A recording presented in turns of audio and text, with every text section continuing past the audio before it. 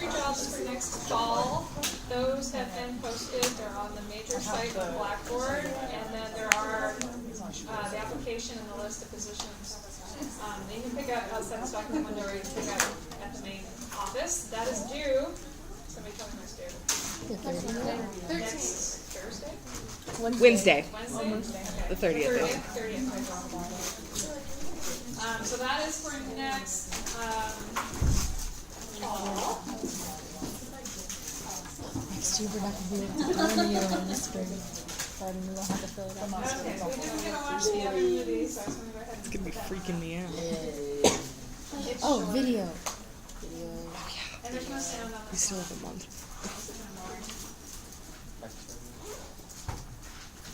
Yeah, neither of these are perfect. I've looked at lots of movies and I've never found one that was perfect.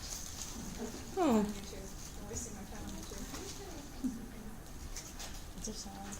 No. Okay, so there's your -10, -35 region. Here's your sigma factor. What is not good about this one is that it doesn't show the sigma factor ever releasing. Oh.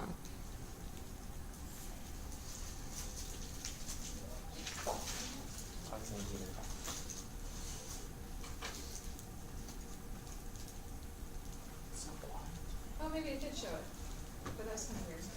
It didn't exactly go away.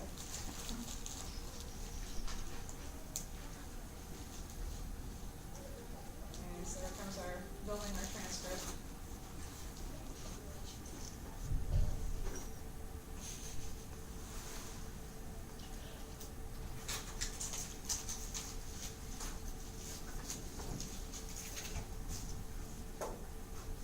And the opening doesn't really happen in like segments like that. It's moved smoothly going down. So it's actually showing a ribosome jumping on and translating, and we're going to see later how that actually is frequently involved in termination of transcription. But we're not going to get to that till chapter 27 or 28. So there's the rho factor, and the rho factor jumps on, and all I told you was that the rho factor is sometimes needed in termination, and you notice that it's right before the ribosome, and so it actually prevents the ribosome from being too close to the hairpin, because if the ribosome is too close to the hairpin can't perform. And again, that's stuff we'll talk about in our last chapter instead.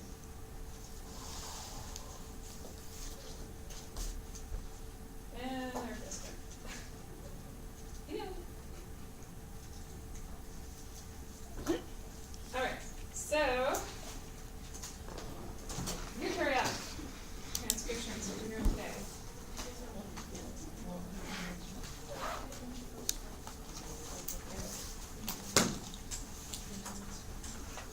And our model organism that we're typically going to look at if we talk about specific subunits and things will be these.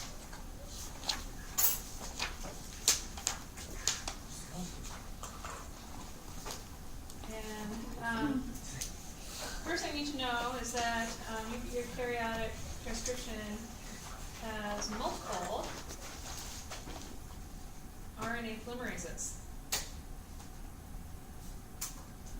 Okay, the prokaryotic has one. But there's actually 3 different kinds for eukaryotic. There is RNA polymerase 1.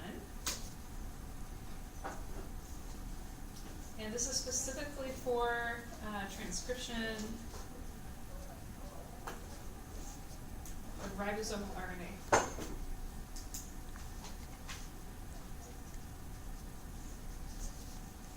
And then there's RNA polymerase 2.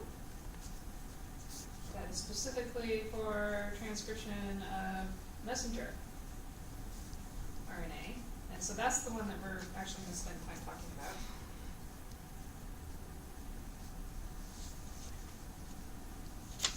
And then RNA polymerase 3. Want to take any guesses? tRNA? Yes. So for transfer RNA, but it's not that simple. And some ribosomal RNAs and small nuclear RNAs, which we'll maybe talk a little tiny bit about later.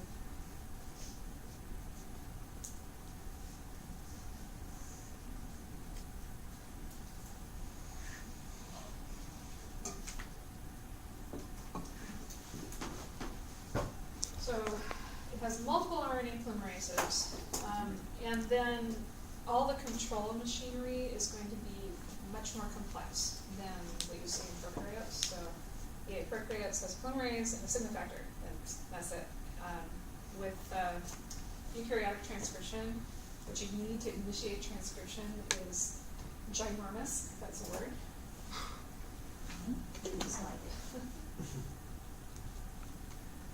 So RNAPs.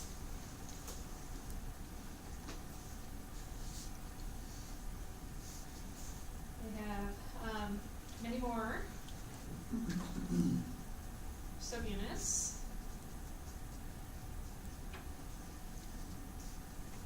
In prokaryotes.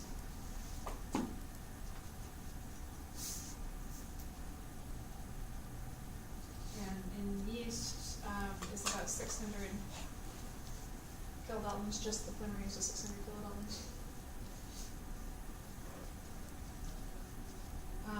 The overall shape is similar. So remember, it's kind of that hand shape.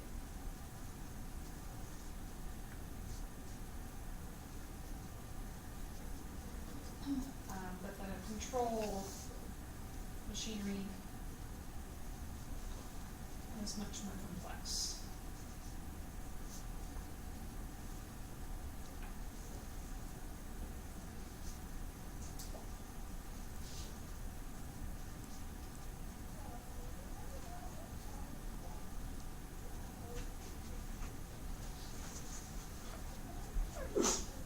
Bless you. Okay, so if we look just at the polymerase part of it, I put up this picture the other day of the prokaryote one that was supposed to look like the hand. It's a little plant. And eukaryotic also has got that kind of shape to it, the hand of the plant, but it's just bigger.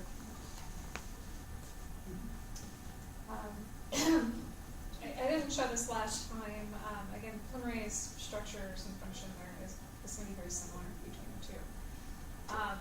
But in my kind of cross section here, if I cut my polymerase in half and actually look at what's happening in that cleft, I've got the DNA that's coming in and then it's separating. So the green strand they don't bother to show anymore because that's where I pulled it apart. And so the green strand is actually feeding back behind here somewhere and then joining up with what's already been transcribed later. But then my template in the blue comes down to where the active site is, and then there's my magnesium at the active site, where I'm actually going to get addition of each nucleotide coming into the Vernon chain, and then there's this funnel here. There's a little entrance that your NTPs can get in there to add.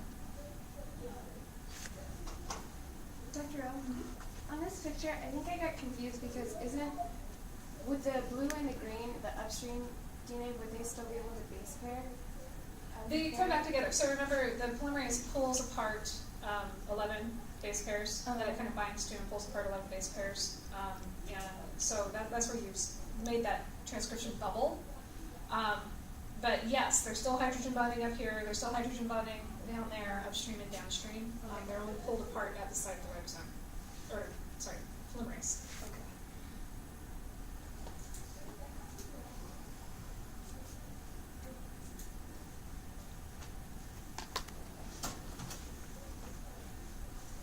Okay, the promoters are different.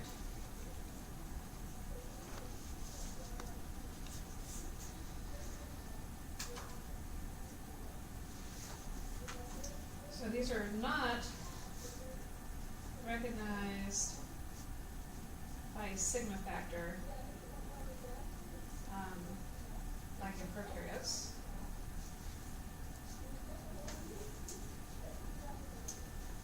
Instead, it requires many accessory proteins to recruit a polymerase to a promoter.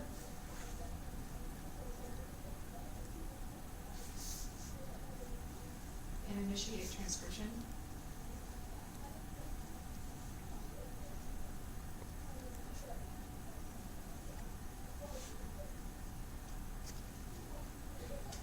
And then your promoters are going to differ depending on what polymerase you're looking at.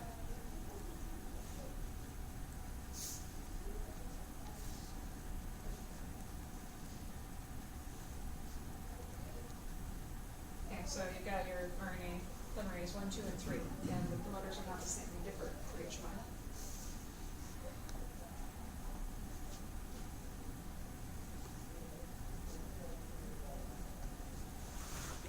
So RNA polymerase 1 promoter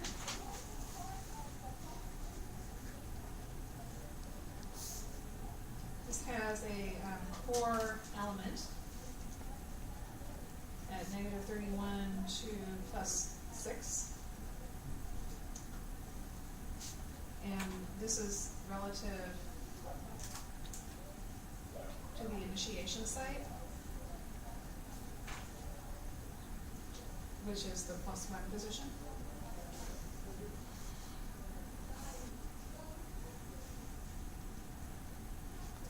And then it has an upstream element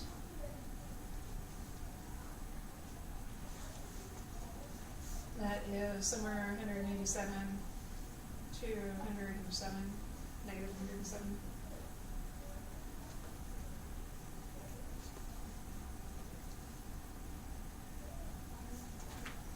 Both of these DNA sequences are GC rich.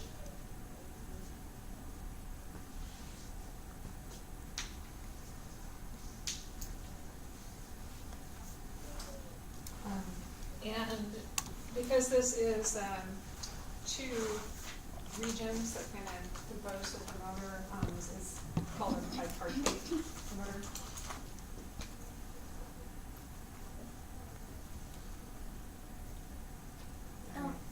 Doctor, can you go back maybe to on Monday and talk about why the initiation site is +1? That's by definition. That's so wherever just- transcription starts is the +1 position. Okay. So somewhere in your, from here, go ahead and make sure that helps. And you need to click this out because so I just told you that the those elements, one overlapped the initiation site possibly, and the other one was definitely upstream of the initiation site. So if a DNA element is said to be upstream from the initiation site, where's the clicker? You're kidding me. I'm really confused. I'm like, what's a clicker? Is there? Right, can you register? Well, then you. I just registered. No. No? All right, let's close it. This is the first time it doesn't work in this one. Mine's working. Oh, wait, now mine's working. Now it's working? Yeah. Yeah. No, first time. Let me close it and redo it. No, I just registered.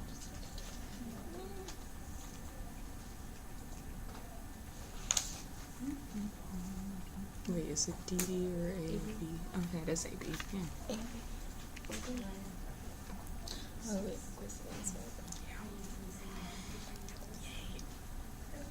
Okay. Well, can you register now?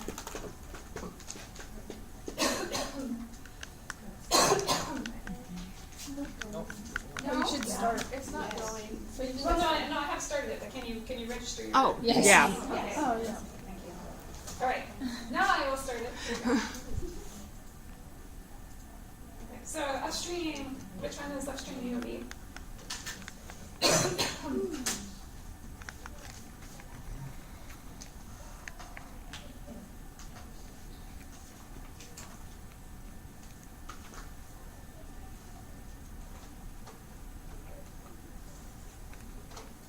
You don't all agree.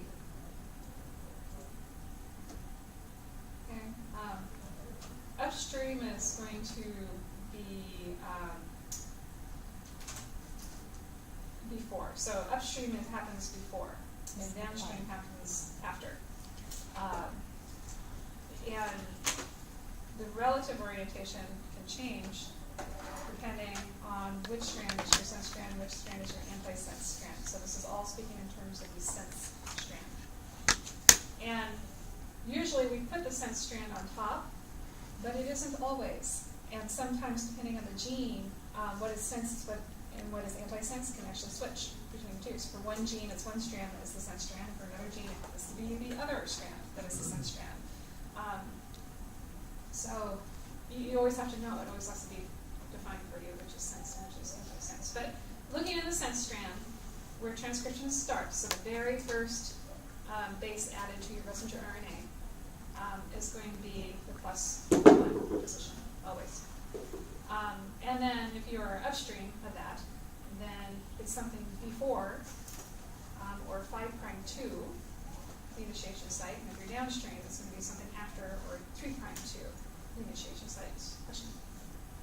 I'm just trying to figure this out in my head. Does that mean that our RNA polymerase is creating an mRNA or DNA or whatever, and it's adding to the 3' end or the 5' end? Well, it doesn't add to anything on this picture because this is all DNA you're looking at. Yeah. Right. So RNA, messenger RNA, is transcribed 5' to 3', always. Elongation is always 5' to 3', which means it's reading off the template from the 3' to 5' direction. Okay. And the template is the antisense strand. Okay, so if this is sense, and if I've written a 5' to 3', and this is antisense, its orientation is reversed, 3', 5'. Okay. This is my template, and it's read 3' to 5', and the messenger RNA is synthesized 5' to 3', because it's a complement to the template that's being read.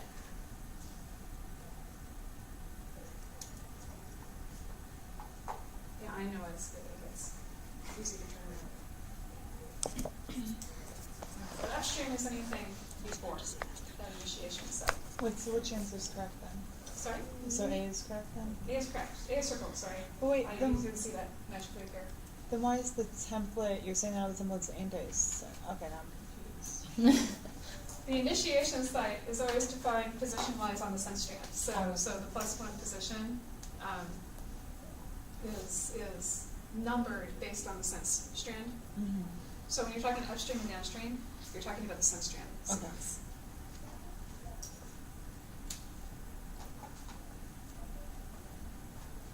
So everything here is upstream. Everything here is downstream.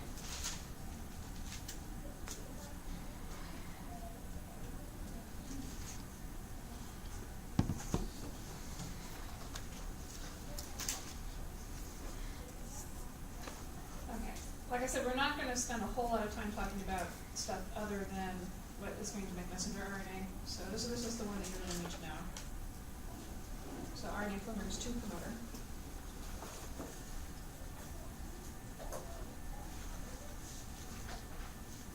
Promoters are diverse.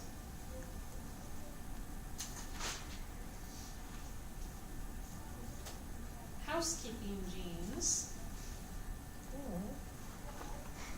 So these are genes that kind of always need to be expressed just for the cell to function under normal conditions.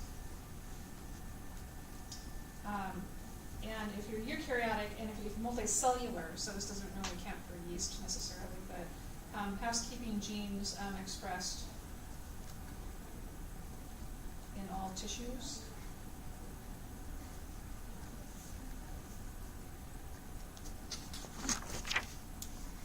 Have what's called CPG islands.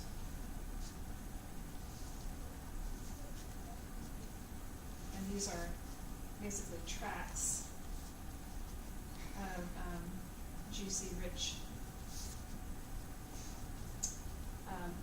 sequences that are upstream.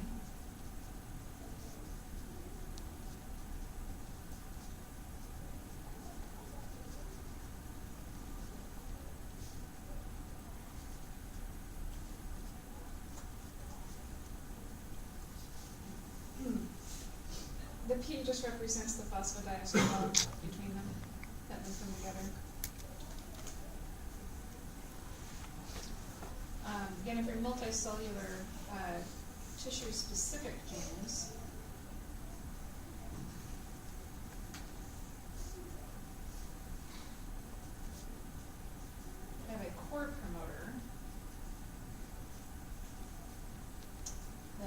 is about 40 to 50 nucleotides.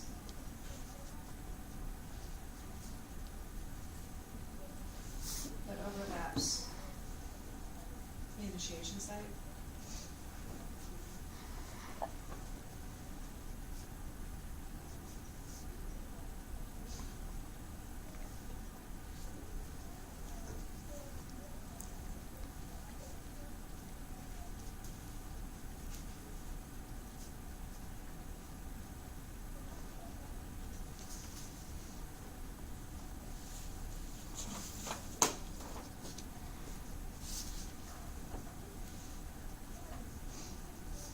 Within core elements,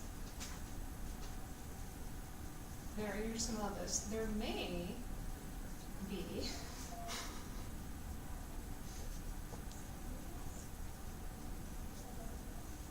what's called a ta-ta box.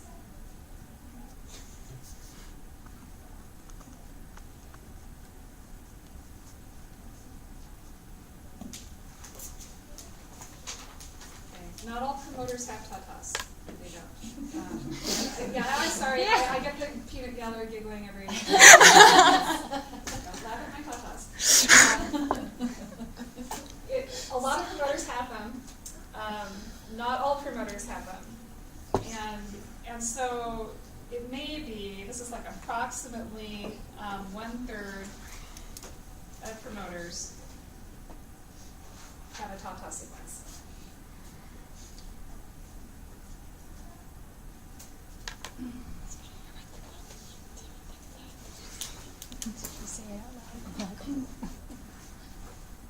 The consensus sequence for a tata box is a T, A, T, A. That part is the same. Then what comes after varies. T, A, where is the slash tells you it could be either a T or an A. And then an A, and then another either T or A.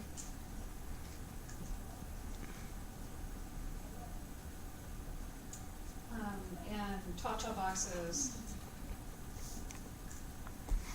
are usually around the -25 to -30 region. Okay.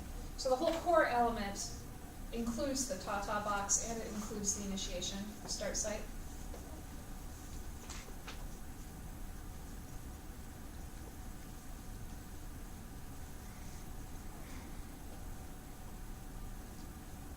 Also within core elements, there may be an initiator element, which is this capital I and lowercase, capital I, lowercase n r, or an initiator element. That's a problem similarly 7 nucleotides and overlaps the +1 position, again, the initiation position. And this one is approximately 1/2 of promoters see this.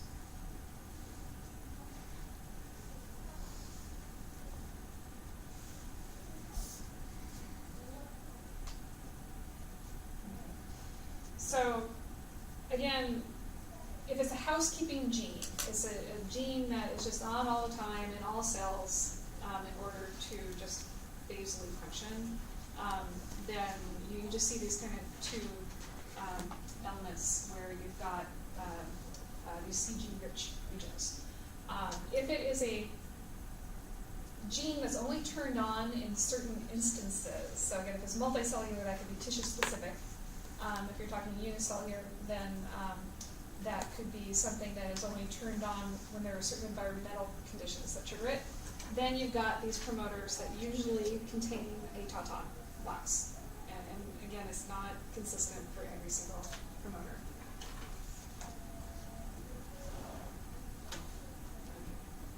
So again, the ta-ta comes from a consensus sequence. So this is just showing some promoter regions. So here would be my initiation, my +1 site, and And so then I'm getting up into that kind of minus 25 to minus 30 region where the top box shows up. And so these are just for some different proteins, the promoters that go with them. And they all have that TATA or something similar to it. So there's a CATA, TATA, and then from that, if you take lots and lots of these different promoter sequences, you can build a consensus sequence and then show the frequency of how often is it a TATA. Okay. Top boxes look similar to Pribnow box? Pribnow boxes. Yes, they do. Very similar, but in prokaryotes, they're called Pribnow boxes. In eukaryotes, it's a slightly different consensus sequence, but it's a top box. So.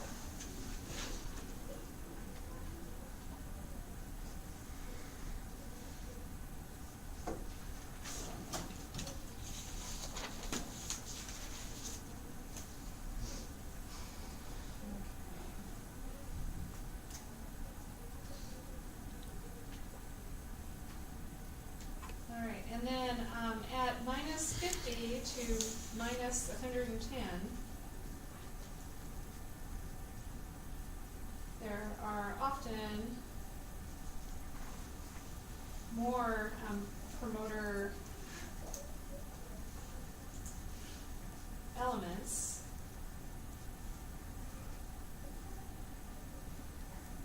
Okay, we're on the slide.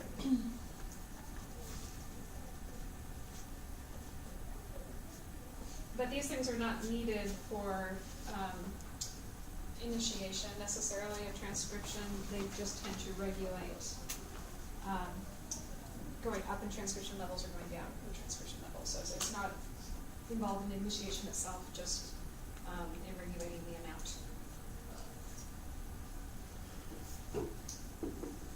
Okay, RNA polymerase 3 promoters. We love this one. This is most diverse.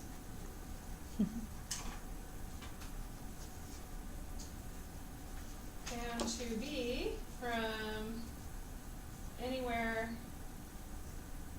all upstream, all downstream, or overlapping the +1 site. So it could be any of those. So yay, you don't get to memorize anything on that because it could be anything.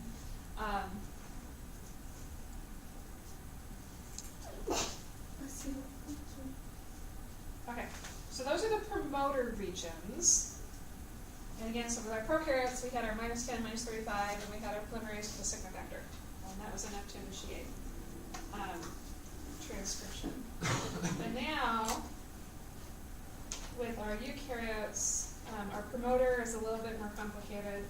Our polymerase is bigger, and we're going to need more helping proteins to actually initiate transcription. And these things are called transcription factors.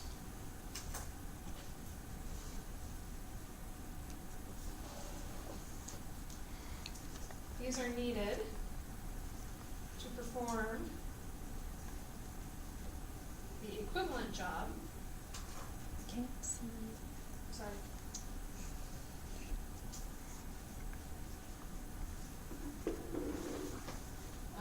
As a sigma factor.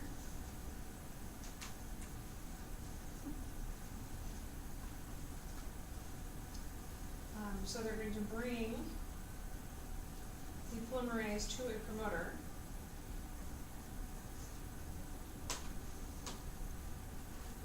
And initiate transcription.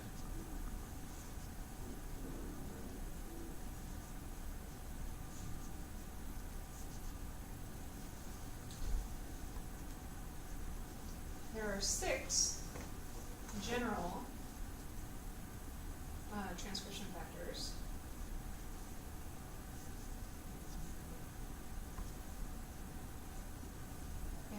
Which we're going to call GTFs.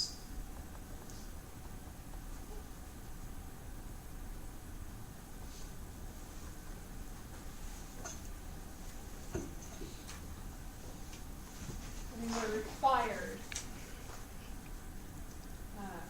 expression. Okay, so we need them to get transcription going. And then there are lots of other additional transcription factors that are needed in some cases and not in others. So there are additional TFs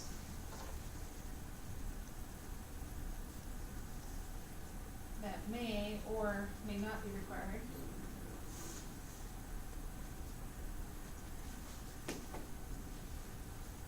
For certain promoters and genes. Okay, but those 6 you will always see. They will always be there.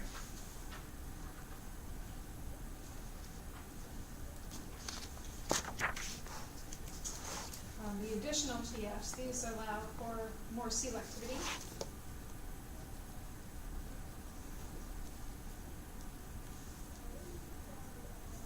And gene expression.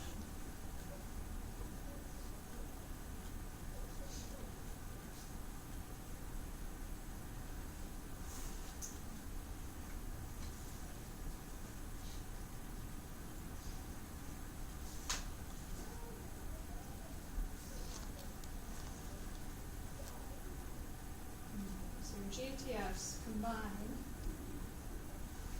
with your RNA polymerase, and again, what we are going to describe here is all for RNA polymerase 2. And DNA form a pre-initiation complex.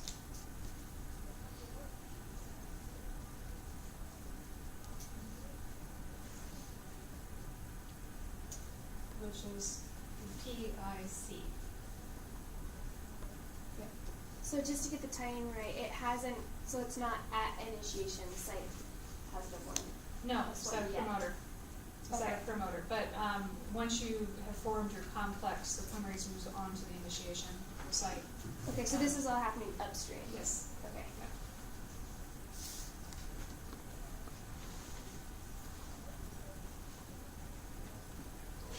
Okay, so formation of a PIC at a TATA box promoter.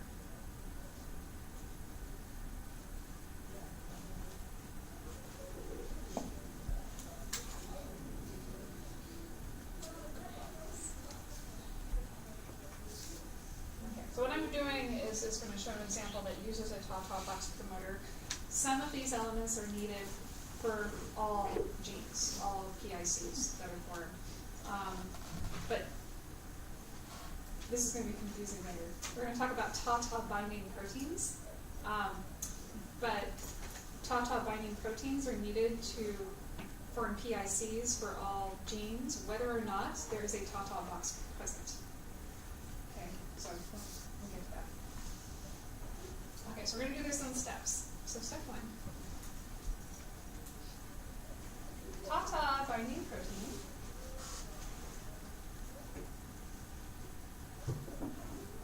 TBP, that's how it's abbreviated, binds to the TATA box.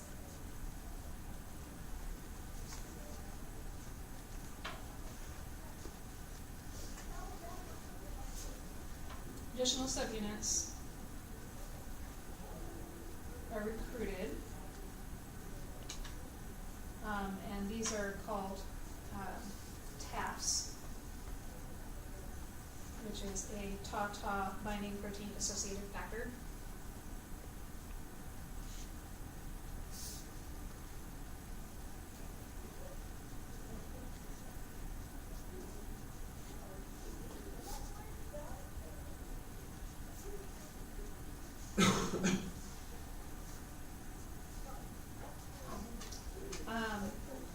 My TBP plus my TAFs is also called TF2D.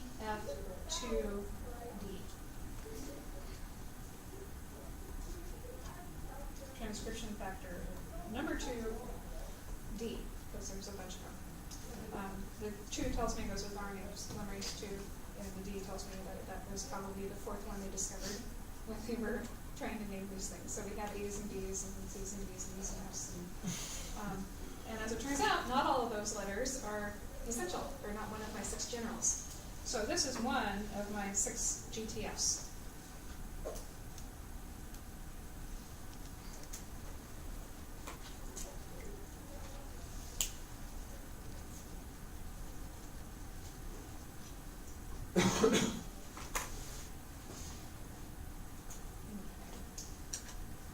So those together for my transcription factor 2D, and basically your TF2D causes a 45-degree bend in the DNA at the promoter.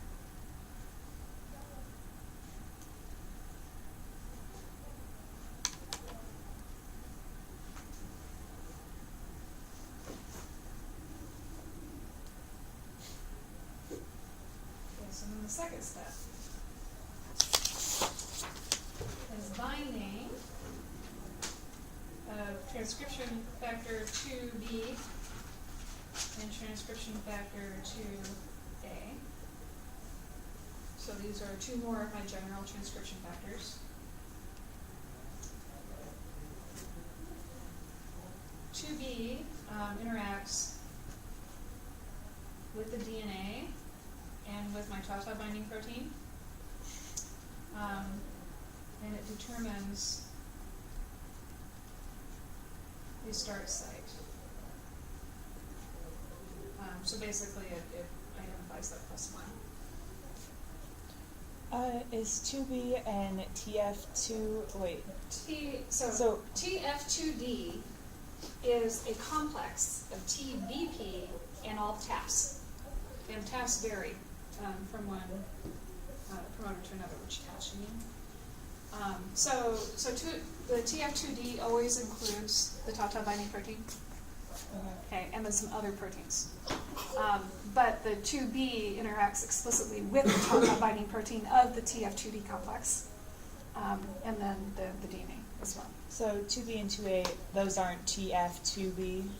They're just 2B Oh, yes, by they itself. are. Okay, Sorry. so that, You can put okay. those in there if you want. Oh, it's a typewriter here. So these are 2 more GTFs. Maybe I'll show you the table first. How about I do that?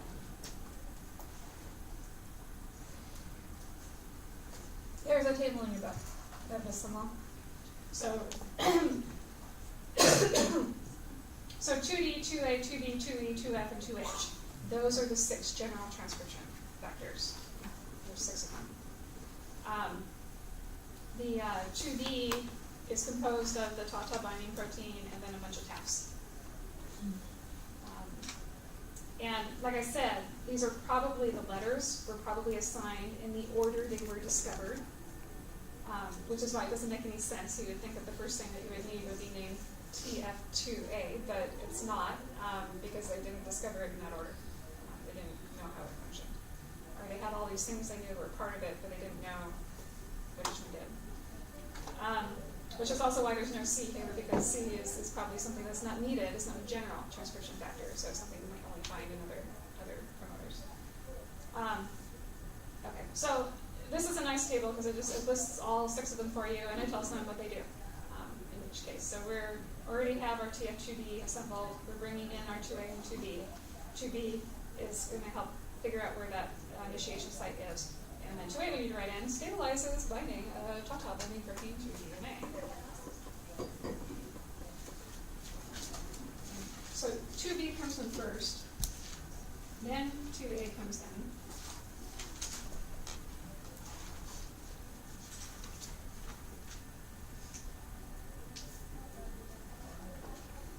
And this is thought to stabilize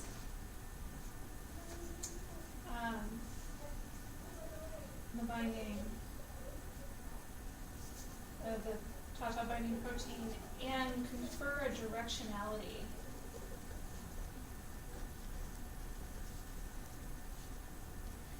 Okay, because we want our polymerase to go towards that initiation start site and towards the gene that you're going to transcribe and not backwards. And the 2A function is not really well determined what exactly it does, and it doesn't seem to be essential for initiation to actually happen, but it's always there when this whole PIC assembles. And so they think that it might, because of its location, that it might actually kind of show the direction of this strand function across the board. So then the third one, this is binding FTF to F. And finally, your RNA polymerase.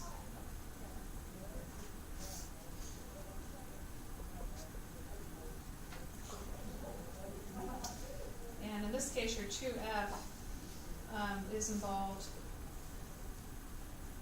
with interaction, or I should say with, not of, with the non-template or sense strand. Okay, whereas because remember your polymerase is going to eventually pull apart the two strands and it's going to use the template to its messenger RNA, and the sense strand is just kind of gets separated out there. Your TF2F is involved in interacting and stabilizing that single strand. So that interacts with each strand. Okay, so this is another GTF.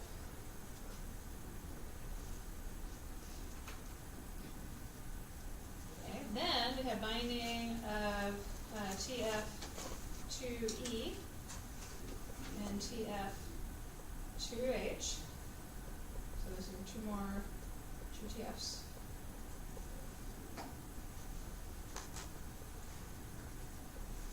2E is needed to recruit 2H. That's a sulfur base, it's just to bring in 2H.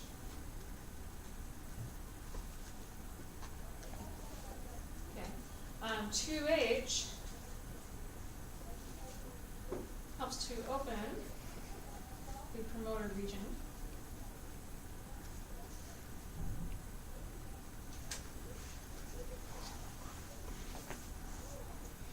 And phosphorylates RNA polymerase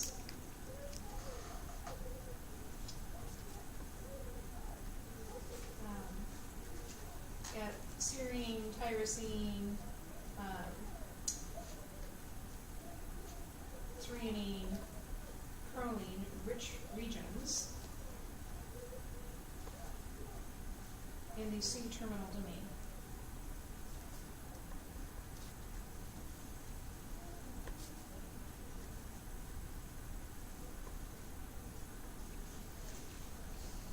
Okay, so this final kind of step is this kind of final step of initiation. And now you can proceed to elongation. Is that phosphorylation yet? Okay, it's not something that happens in prokaryotes.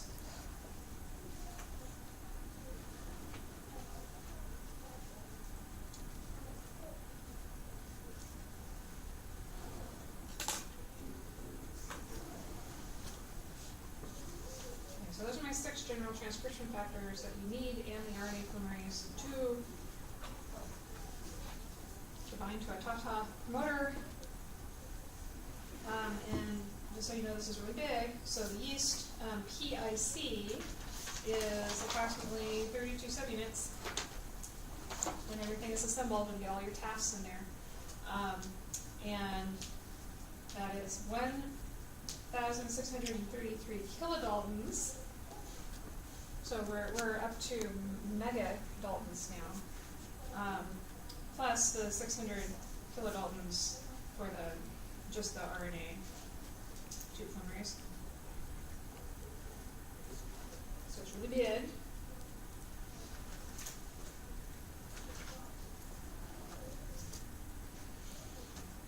And your book has a the cartoon version of what's happening in what order. It doesn't show the DNA being pulled apart though. So the DNA, they just shows a tube here, and then there's the Tata box somewhere upstream of that start site. So your TF2D, omega globule, to separate this out, so that is your Tata binding protein plus all your TAFs. Chiromin binds the Tata box, and then we start recruiting things. So my 2B and my 2A, and the 2A, notice how it's showing it very specifically upstream of the Tata box, which is one of the reasons they think that it is something that confers directionality. Kind of like it's a blockade, preventing anything from going the other direction. And then I have my 2F and my RNA polymerase that come in, and then my E and my H, and then once my H is there, I can phosphorylate that polymerase, and I can take off towards that start site and start transcribing things. So this whole thing together is huge, and that is not quite everything. So in, I'm trying to remember what was one. So they have the Tata binding protein in here.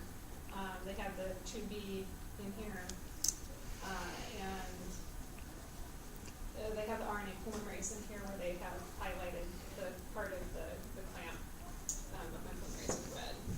What is nice is that it shows this 45-degree bend in the DNA. So once you get your basically your Tata binding protein on there and the rest of the TAFs, it causes this huge bend, structural change in the DNA.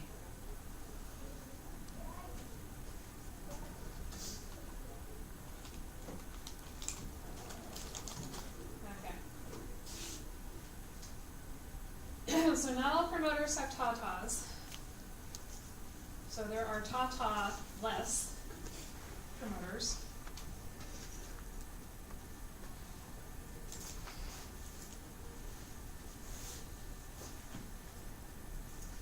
And in this case, TF2D, which includes the Tata binding protein and the TAFs, is recruited to an initiator element, but not by Tata binding protein. Instead, it's via the TAFs. So it's the TAFs that do the recruiting, and the Tata binding protein is just kind of brought along for the ride. So even though there's the protein, there's no Tata box. There's no Tata box. So why is the protein present? Because you need it to form a PIC complex. Right. You have to have it. But it's not the Tata binding protein that recognizes where the start site is anymore. It's going to be one of the TAFs instead. It's going to recognize that initiator element. And because the TAF binds to the Tata protein, it's just brought along. And once you have your Tata binding protein there, your whole TF2D is there, and then you can start bringing in your other GTFs at that point. Okay.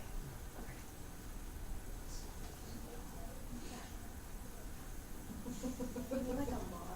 Sorry. I have a movie. We're going to watch a movie.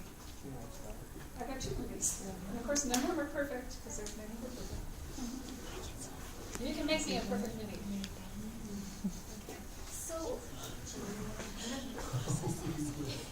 this might sound funny, but is it, I'm assuming since it's named TF2D, whether there's a Tata box there or not, they're identical. Yes. It's the same. Yes. It's the TAFs that are there that differ. Okay. And that differs from one promoter to another always.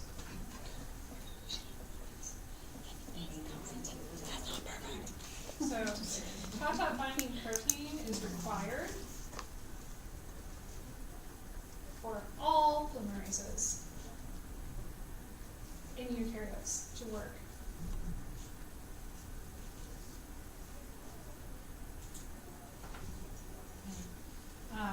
But again, not all promoters have Tata boxes that the Tata binding protein binds to. But you still have to have it there for the polymerase to work. And that includes the 1s and the 2s and the 3s.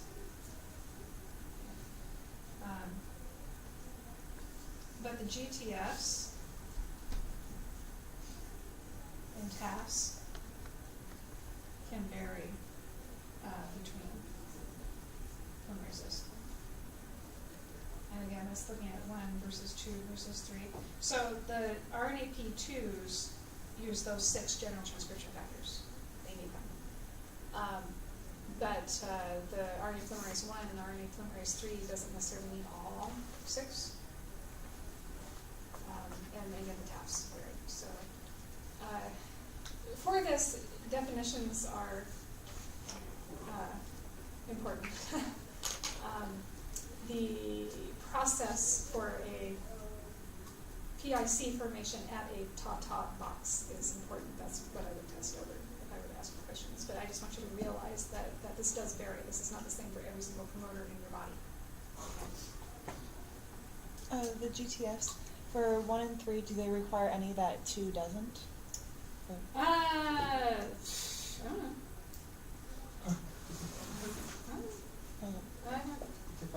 Maybe. They wouldn't be a general transcription factor anymore. They would just be a TF of some kind. So I mean, there's so many TFs out there, and again, a lot of them have to do with not necessarily initiation and transcription, not that process itself, but in regulating the initiation and transcription. So yeah, it's every single promoter is going to have a different set of TFs involved.